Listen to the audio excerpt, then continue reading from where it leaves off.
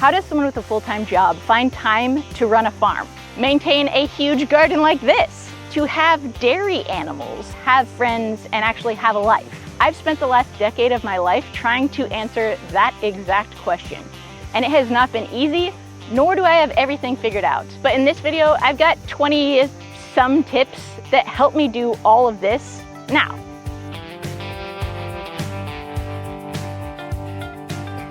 I didn't get dairy animals because I wanted the milk, ironically. The milk is actually a happy side effect of knowing that I've always really struggled getting up and getting at them in the morning, and now that I'm self-employed and work from home most of the time, I really needed the motivation to get out of bed and to get my chores started in a very timely manner to make sure that I got my butt in my seat in my office when I actually needed to do that. Another favorite productivity trick is to put everything in the way on the way. This is a perfect example. I have to bring wheelbarrows of stuff as I clean out the barnyard on a daily basis.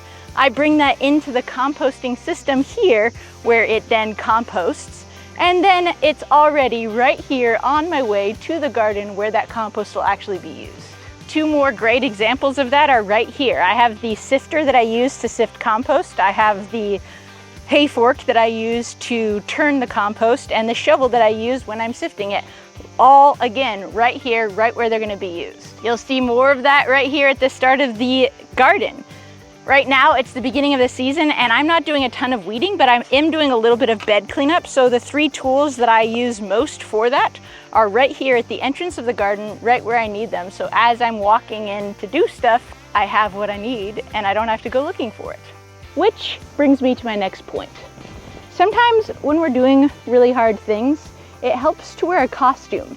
So when I put on my beekeeping suit, I am suddenly transformed from former city dweller and farming Luddite Anne, who also happens to be deathly terrified of bees, to someone who can, oh my God. Yeah. To someone who can manage my hives with confidence. This hive seems to be running without a queen. There's old brood, but all the bees in here have eaten all the honey, and there's beetles in here, and it's just not great. But that's okay, we can combine it with another hive and it'll get strong real quick. Right behind me is the craft school that I'm building. And growing up with a ton of pretty restrictive learning disabilities myself, the thought of teaching is often really daunting. But people naturally assume that people wearing glasses are smart. So as someone who's spent a lot of my life feeling dumb, when I really need to feel smart, I wear glasses, and all of a sudden I become the kind of person who might be able to actually teach a class.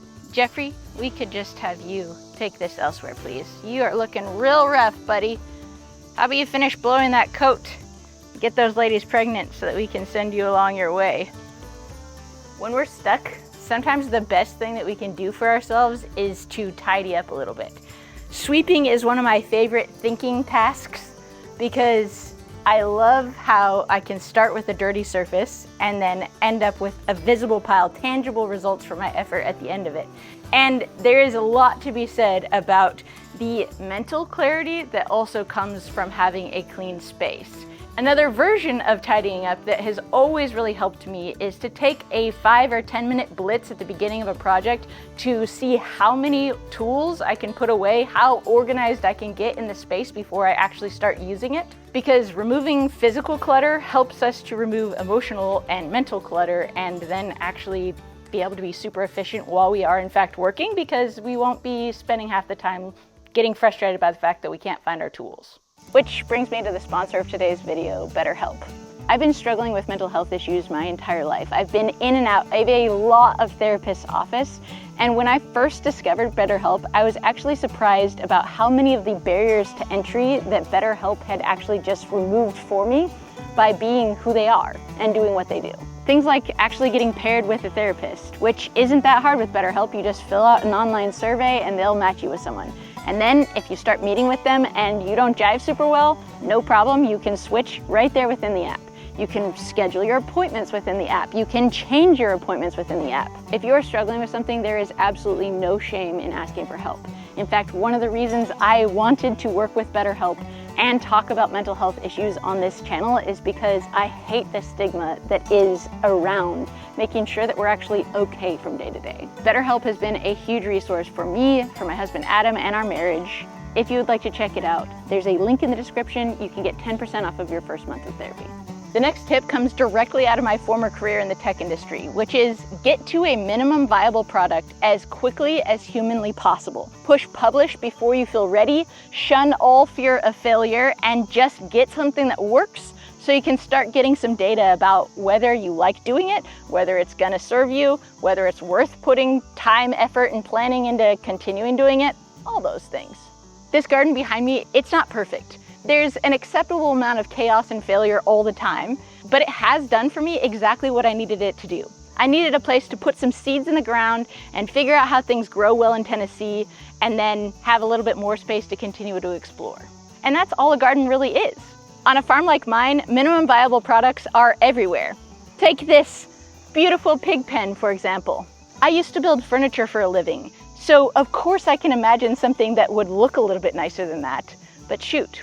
When the job is keeping a pig dry, this will do just fine. Until I can fix the flat on my tractor and actually install the gate that goes here, this is my temporary gate. Keeps the pigs in, and I can move it, doing its job. This beehive setup got me from point A, where I didn't have bees, to point B, where I caught a bunch of swarms and I needed a place to put them real quick. Should I have painted the hive first? Absolutely. Could I have built a nice, beautiful, level spot for them instead of using these tree cookies I found in the ground? Yes. But did I? No, because it was more important to me to have bees than to have the perfect solution for the bees. I'm working on writing a book about productivity, and this chaos that you see right here is the key to my task and project management, my time management, and every piece of this and how I use it could actually be its very own video. We're not going to go too far in depth right now, but I will tell you how I use the next 4 tips to actually go about making this video that you're watching right now. The first one is to dump it out. When we do feel truly overwhelmed, it is extremely helpful to do what's called a brain dump. To take everything that is pinging around in our brain, all of these little alarms that are constantly going off. I have to do this, and oh, I need to remember this, and I need to do this, and this is also there too. We want to dump all of that out, because not only does just getting it out create an enormous amount of mental clarity, it takes away the physical clutter that's in our brain and gives us the opportunity to see it written out, and then to actually pick the tasks that are the highest priorities for us, put time for them on our schedule, and actually go about breaking up those tasks and making those things happen. Because multitasking is a myth. Trying to do all the things all at once is not going to result in you getting anything done with any sort of efficiency. But picking what matters most and then breaking it up and doing it little by little is in fact how we make big progress on big dreams a little bit at a time. So first, we dump it out. We get all the ideas down. Then we put time for the task on the calendar. Then once we have time for the task planned out on the calendar, we grab a timer, we set it for 10 minutes, we make a plan, and then we take action. So that's exactly what I did here. I took the brain dump and turned it into a list of things paired with the activities that I would show to illustrate each one of these points. I put it on here, and now you are in fact watching that video. I absolutely love whiteboards because for me, if I can't look at it, it doesn't exist. But also, all this clutter can produce a little bit of emotional chaos at times. So thanks to my friend Josh and his brilliant idea about hiding the mess when we don't want to look at it, each one of these things turns around and has a decoration on the back of it so that we don't have to be distracted by all the chaos. All of this, by the way, should you want to find out more about it, is basically the combination of learnings from several books. The first is Getting Things Done by David Allen, Scrum, Doing Twice the Work in Half the Time. I can't remember the authors off the top of my head at the moment. And the last one is Essentialism by Greg McKeown. And it looks a whole lot fancier than it actually is. These are literally just $12 boards from a local home center. It's a whiteboard on one side, it's a chalkboard on the other side. You can make it fancy or you can leave it gross. It really doesn't matter. But this has really helped me a ton. When it comes to really repetitive tasks, like making chair spindles, for example, I like to use my stopwatch on my phone to time how long it takes me to do each piece of the task, to keep track of that time, and then the next time I do it to try to beat that time. So it's almost like I'm playing a game with myself, a little task Olympics, to see if I can constantly beat my time. And as someone who has really struggled to manage my time well for most of my life, it has been insanely helpful to actually get some cold, hard data on how long it actually takes to do the things that I do every day, as opposed to how long I used to think it would take me to do them. Because there's usually a pretty huge difference for all of us between those two. All right, getting there. Another great example of improving times incrementally over time is actually turning these chair parts. When we first moved to Nashville 4.5 years ago, I started making chair kits for my mentor, Greg Pennington, for his chair classes that he teaches. And when I first got started, I would time how long it would take me to make each one of these turned components. And back then it was about 12 minutes per component. Now I've got it down to just over 3 minutes per component, which, yeah, it's been 4.5 years and a few thousand chair parts later, but now it takes me about 45 minutes to turn every component for a chair, when it used to take me about 2 days standing at the lathe to get all this done. Incremental improvements over time and making it a game makes it way more fun. By the way, this is the opposite of productivity because I took an entire week off of work to make this, but check out this little baby version of this bigger chair. I'm actually in the middle of a huge order for chairs right now, and that has involved a ton of tedious work. Having to refine 144 chair parts completely by hand, even though I've gotten way faster over time, it is still super daunting to think about the project as a whole. So a better way to do it is to break it up into smaller steps. What if instead of having to think about doing all 144 parts all at once, I were to just think about doing 3 to 5 parts and spending about a half an hour a day. In about a month's time, I'll have all the parts refined and I'll be ready to glue everything up. But if I had to think about doing it all at once and finding that big of a chunk of time at that time, I probably would never actually get to finishing the chairs in the first place. I've already mentioned that I really struggle with consistency, so one great way I've been able to pick away at this project over time and focus on it while still getting other things in life done is by asking for help. This is often called body doubling, where we ask someone to help us literally just by sitting with us and doing something of their own while we're doing the thing that we need to do in their presence, which kind of makes it sound like we need a babysitter to help us. But the reality is that having another person who's physically in the room that we have asked to be there to make sure that we stay on task is actually insanely helpful, because their physical presence is a constant reminder for us to actually stay on task. And asking for help in the form of body doubling is one of my favorite ways to ask for help, because it doesn't actually necessarily have to involve the other person stopping whatever they're doing to help me. It's an option for them to continue doing what they want to do anyway, and I also get helped. Win-win, win-win, win-win. I absolutely hate doing anything and everything on the computer. So when it comes to doing things that I really don't want to do or really struggle to do, setting the mood or creating as perfect an environment as possible to make the making of the hard thing possible is huge. I'm working on writing a book about productivity, and I also happen to be very behind on emails. So I need to sit down for a little while and actually focus on the computer. So what I'm going to do is put in my sound canceling headphones. I've got my tea and my water handy, so there's no interruptions, no need to get up and do anything else. I'm going to turn on my favorite EDM with no words playlist, and it is always the same songs in the same order when I'm doing this exact task, which, I mean, I learned this from Michael Phelps. He always listened to the same playlist before he did a race, and this is kind of the same thing. Hearing these songs helps me to get in the zone to actually do the stuff I've got to do. But frankly, sometimes that whole shtick just doesn't work. So I've realized that rather than continuing to bang my head up against a wall, it's often way more productive to just take a break and then get back to it in a second. Oh, that's out of tune. These are two of my very favorite productivity tools.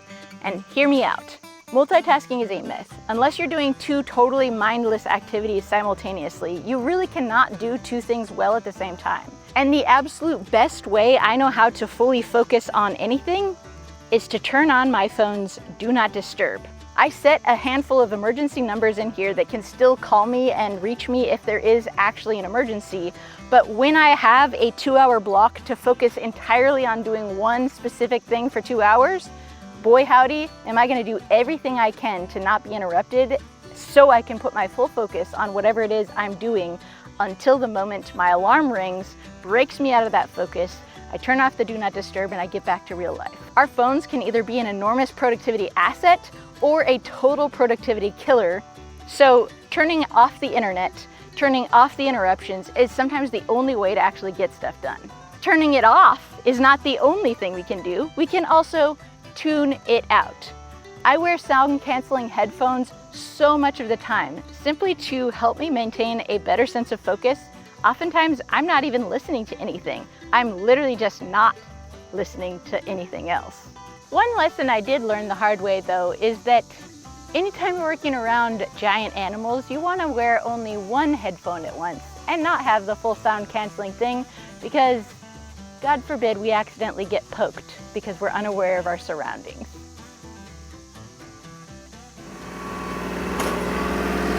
Another thing I really love to do is something called productive procrastination, which means that when I'm hitting my head against a wall, I'm gonna go do something else that I can make really, really fun and actually get something done to build up the confidence that I actually can get something done. So I will blast some Kesha, come out here and start working on the old tractor. Why did that die? Another fantastic way to make sure that you actually get something done is to say it out loud, to announce publicly that you're doing something so that you have a little bit of social pressure to actually go ahead and do that thing. One of the things I love most about sharing so much of what I do with you here on social media like this is that when I have a project I want to do, I announce it in a big way many, many times, and then that helps me mentally make sure that I actually go about getting it done. This pond project is a fantastic example of that. If you're watching our videos, you've probably heard me say a bunch of times how excited I am to get this pond finished, to plant a bunch of stuff around it, to buy fish to stock inside it, to build the deck, and then eventually be fishing on it. And buddy, bit by bit, that is happening. Check this out. Now that the pigs have fixed the leak in the pond, the next step is setting up the aerator, figuring out the electrical and how to make the little bubbler work so we don't still have the oh my God, Jeffrey. Gosh. Get out of here. Wow, dude. Thank you for just wrecking my gate, you little jerk. Coming in for some afternoon delight, are we? That's not on the productivity list for the day, I hate to tell you. You just pulled the screws out. It's all right. We'll be fine. Shall be right, mate. Jeffrey, don't even think about it, you little jerk. Come here, Bubba. Little crackhead, let's go. Come on. Jeffrey, don't get distracted by your harem there. Come on. This, by the way, leads me to my next point, which is always build margins into your schedule so that if and when things do get interrupted, everything doesn't go to crap. Another favorite hack is to gather all the tools for a specific task into one bag so that every time you go to do that task, you have everything that you need to be able to do it. This is my spoon carving bag. This here is all my sharpening stuff. This here is all my letter carving stuff. This here is my seed storage. This little system also really helps me when it comes to staying up with all of my succession planting or different season planting in the garden, because I never have to think about planting the whole garden all at once.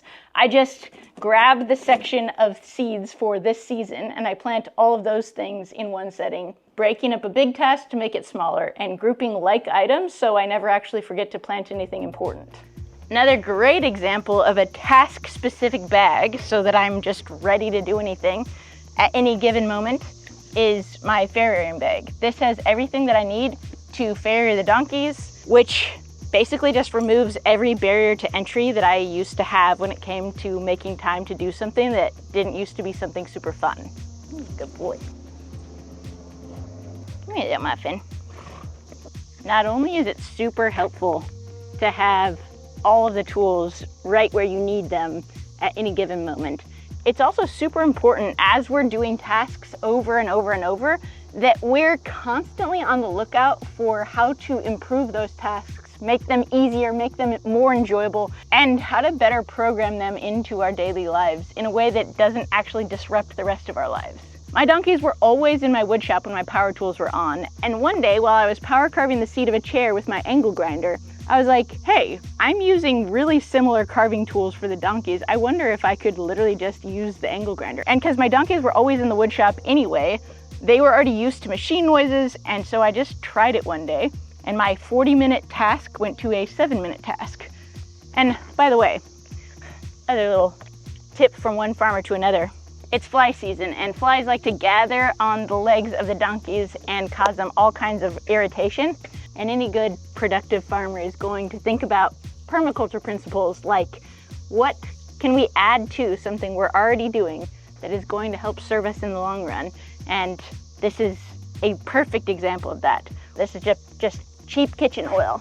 For whatever reason, flies don't like it, and it also suffocates any eggs that they may have already laid in the area.